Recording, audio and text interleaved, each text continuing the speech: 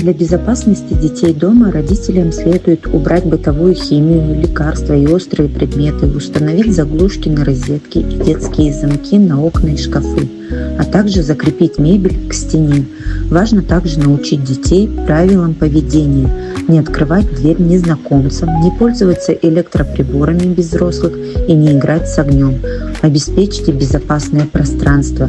Химия и лекарства. Храните бытовую химию, чистящие средства и все лекарства в недоступных для ребенка местах, желательно в закрытых шкафах.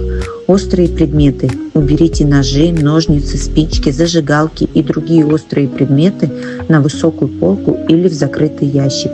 Электричество. Поставьте заглушки в розетку, уберите провода от электроприборов и утюги подальше от детей. Окна. Установите детские замки или ограничители на окна, чтобы ребенок не мог самостоятельно их открыть.